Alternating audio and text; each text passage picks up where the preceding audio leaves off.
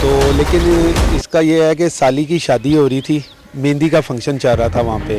तो मेहंदी का फंक्शन ख़त्म हुआ है रात को 1-1:30 बजे के करीब। बहन और माँ उस लड़की के सास हो गए हैं और इन्हीं का जो लड़की की बहन सोई उसी का उसकी मेरा लड़की के ऊपर कोई गलत नज़र थी, गंदी नज़र थी, जिसकी बिना पर वो लड़की को कहने लगा मेरे साथ भाग जाओ, तुम यहाँ शादी ना करो। तो वो पीछे इसके भागी और उसने चीखें मारी हैं और माँ भी देख के परेशान हो गई, ऊपर से रिश्तेदार वगैरह भी आ गए, सब ने तकरीबन देखा इसको भागते।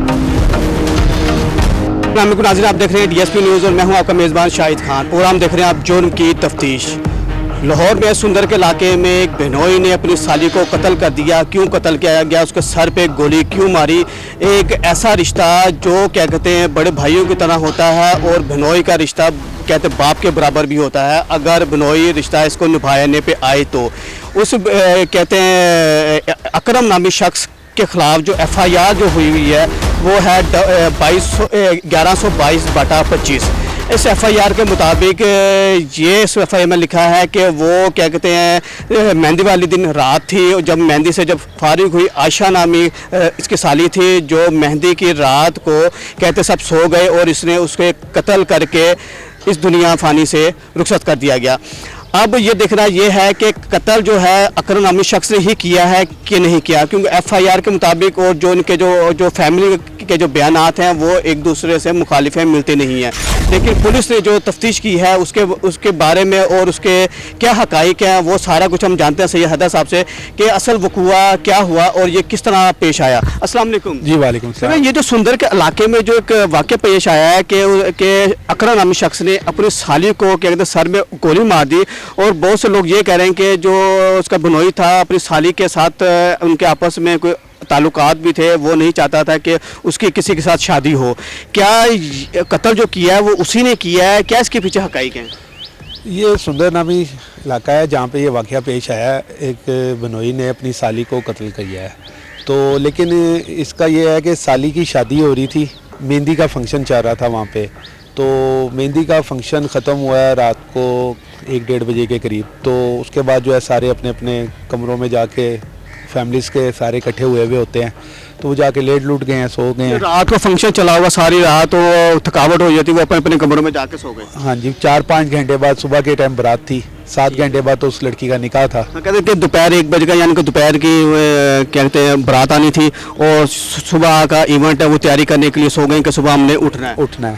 तो वो लोग सो गए हैं। तो लड़की की बहन और माँ उस लड़की के सास हो गए हैं और इन्हीं का जो लड़की की बहन सोई उसी का हस्बैंड जो है वो रात को तकरीबन कोई 3-4-5 बजे के करीब इनके आया है, मुसल्ला होके पिस्टल लेके आके उसने लड़की को कहा, उसकी मेरा लड़की के ऊपर कोई गलत नज़र थी, गंदी नज़र थी, जिसकी बिना पर वो लड़की को कहने लगा मेरे साथ भाग जाओ, तुम यहाँ शादी ना करो, ये इनकार कर दो। तो लड़की नहीं मानी। अब उसके पहले उसके साथ ताल्लुकात थे कि नहीं थे ये हम कुछ कह नहीं सकते, ये एक बात का इशू है, वो देखेंगे हम। अलबत्ता जो उस वक़्त जो ये हुई कि उसने कहा कि मेरे साथ चलो, वो नहीं मानी लड़की, उसने कहा नहीं, क्योंकि लड़की की भी जहाँ शादी हो रही है उसके मामू का बेटा है और उसकी भी रिश्तेदारों में हो रही थी, रिश्तेदारों में हो रही थी, तो वो भी कोई वो नहीं है, खैर नहीं थे। तो लड़की नहीं मानी, इसने तैश में आके जो है उसके सर पे ही गोली मार दी और जैसी गोली लगी है तो लड़की की तो ऑन द स्पॉट ही मेरा ख्याल से डेथ हो गई। तो गोली की आवाज़ सुनते ही जैसे ही चली ना गोली की आवाज़, तो वो साथ बहन लेटी हुई थी और माँ भी थी, वो उठे हैं, उन्होंने देखा यानी कि इसकी अकरम की बीवी ने भी ये वाक़या देखा कि अकरम भाग रहा है बाहर, पिस्तौल उसके हाथ में है और बहन के खून निकल रहा है सर से। तो वो पीछे इसके भागी है और उसने चीखें मारी हैं और माँ भी देख के परेशान हो गई, ऊपर से रिश्तेदार वगैरह भी आ गए, सब ने तकरीबन देखा इसको भागते हुए जाते हुए। ये वहाँ से भाग गया। भागने के बाद इसने जाके अपनी बीवी को डराया या वलगलाया या जो भी किया, इसने अपने साथ मिला लिया कि आप मेरे साथ मिल जाओ, कि मैं ये कत्ल मैंने नहीं किया, आप किसी ना किसी तरह कह के ना किसी और पे बात डाल दो। फिर इन्होंने कहा कि कोई बंदे बाहर से थे, ये तो उसके पीछे जा रहा था, डकैती का एक वाक़या। इस वारदात को डकैती का रंग दे दो ताकि वो कहें जो वारदात करने के लिए आए थे और वारदात करने के बहाने इसको फायर मार के वो चले गए। लेकिन लड़की का जो भाई है ना वो और वालिद साहब जो है ना वो नहीं मान रहे थे, वो कह रहे थे कि नहीं ये इसने ही कत्ल किया है। लेकिन इनका आपस में इनको सबको पता है कि किसने कत्ल किया, क्या हुआ, लेकिन ये उसको बचा रहे थे।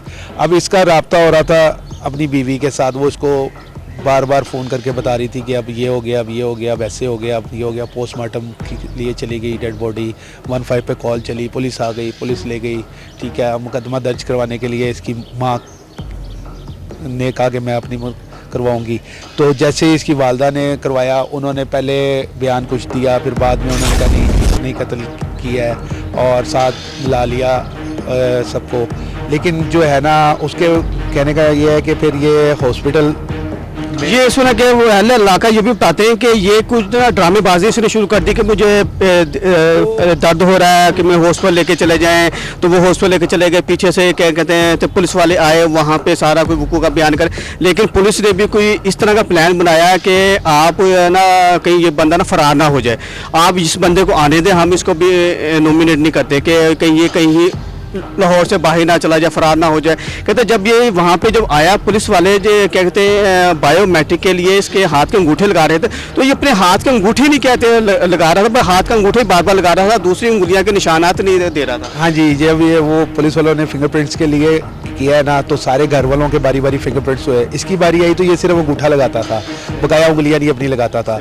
जब पुलिस वाले ने ज़रा इससे गुस्से में एक ज़रा आवाज़ दबका मारा है, तो सुना है कि इसका वहाँ पे जो है ना वॉशरूम जो है वो शलवार में ही निकल गया। और कहते हैं कि ये जो कत्ल का केस हो 302 ये छुपता नहीं है, ये आपके सामने आ जाता है। ऐसे ही है, वो खौफ कह लें या वो कह लें। तो इसने वहाँ पे फिर गया, इसने कहा जी मैंने नहाना है, इसको उन्होंने साफ़ सूफ करने के लिए नहाने के लिए चला गया। बाहर निकला तो कहता है मेरे दर्द हो रही है सीने में, मुझे हार्ट अटैक का बहाना किया इसने। वो कज़न के साथ वहाँ से ये हॉस्पिटल चला गया और वहाँ से ये फ़रार हो गया। फ़रार होने के बाद लेकिन अपनी बीवी के साथ ये राब्ते में था मुस्तकिल, उसको बार बार ये कॉलें करके पूछ रहा था कि अब क्या हो रहा है। पुलिस वालों ने भी यही जाहिर किया कि इसने कत्ल नहीं किया क्योंकि ये भाग ना जाए। तो पुलिस वालों ने यही किया कि ये ना कत्ल जो है ना किसी और ने किया है। फिर ये नमाज जनाजे का टाइम जब आया ना, ये नमाज जनाजे के टाइम वहाँ पे आया है और उसी वक्त पुलिस वालों ने इसको पकड़ लिया। और बाद में इसके पास से एक नई पिस्टल जो निकली है, जो उसका जो है डब्बा भी इसके पास से निकला। और इसके बाद कराची की 2 टिकटें भी निकली कि ये उसको साथ लेके भागने के लिए भी था, तैयार था। एक रास्ता इसने ये भी रखा हुआ था कि अगर ये नहीं मान जाती है तो मैं इसको लेके कराची चला जाऊंगा, ठीक है, मानी तो मैं इसको फायर मार के ख़त्म कर दूंगा।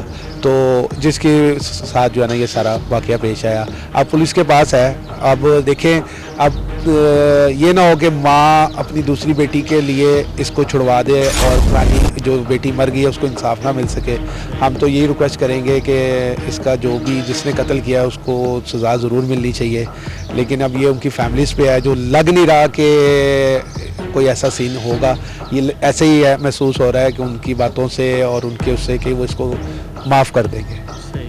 ऐसी बात है कि एक बेटी तो इस दुनिया फानी से चली गई, अगर दूसरे को भी अगर पकड़वा के अगर थाने में उसको भी अगर 302 के अगर जेल हो जाती है या फांसी हो जाएगी, तो दूसरी बेटी भी उसकी बेवा हो जाएगी। और देखे ना बेवा हो जाती है और कह लें कि उनके घर का निज़ाम एक हंसा बस्ता घर जहाँ खुशियाँ चहचहा रही थी, जब मेहंदी की रस्में होनी थी, सुबह बारात का वो इंतज़ार करते कि सुबह बारात में जाना, और वहाँ पे क्या कहते हैं कत्ल गारत और वो खून में लथपथ। लेकिन ये सारे घर वाले साथ मिले हुए भी हैं ना उसके, ये देखिए उसकी मदद की इन्होंने, तो इनको भी तो सज़ा किसी को मिलनी चाहिए ना। देखिए वो तो मर गई, लेकिन अब पहले इन्होंने कहा किसी और ने कत्ल किया, ये नहीं था। अहले इलाका ये भी कहते हैं कि ये जो कहते हैं फैमिली वाले इन सबको पता था कि जिसका भनोई है उस लड़की पे, इकरा नामी लड़की पे इसने गलत नज़र डाली हुई है। क्या ये नहीं हो सकता था कि इस मामले को पहले सॉर्ट आउट करते या उस भनोई को क्या कहते हैं घर में आने ही ना देते? बस अब जैसे जैसे बातें निकलेंगी उस तरह पता लगेगा। इकरा इसकी बीवी है और जो कत्ल हुई है वो आयशा है। हाँ जी, आयशा नामी लड़की जो है ना 20 साल की थी, जो बेचारी जो कत्ल हो गई, उसकी 7-8 घंटे बाद निकाह था। लेकिन अब जैसे जैसे तफ्सीस आगे बढ़ेगी उस तरह ज़्यादा शवाहिद पैदा लगेंगे, पता लगेगा इनका चक्कर पहले से था कि ये अब कुछ हुआ इसको, या कब से ये इसके साथ फेर चाह रहा था, कब से इसने नज़र रखी हुई थी और कब से ये इसके साथ कोई ऐसी हरकत कर रहा था या नहीं कर रहा था। ये तो आहिस्ता आहिस्ता पुलिस के सामने जब वो पेश हुआ है, पुलिस तो आपको पता है बड़े बड़े को सीधा कर देती जी है। नाज़रीन देख रहे हैं कि इस वक्त क्या कहते हैं जिस घर में खुशियां का माहौल पैदा हुआ और अगले दिन ही बारात की तैयारी हो रही है और अचानक ही जिस लड़की की बारात आनी हो उसे कत्ल कर दिया जाए और वो खून में लथपथ पड़ी हो और दूसरी तरफ जिसने कत्ल किया है वो उसका अपना ही बिनोई हो, अपनी ही बहन का शोहर हो, तो उस घर में क्या मातम बिछरा होगा कि अभी हमने एक की शादी की है, दूसरी की शादी करनी थी लेकिन उसने ही मार दिया। क्या ये रिश्तों का तकद्दुस उसने पामाल किस तरह किया, क्यों उसने इस पर गंदी नज़र रखी?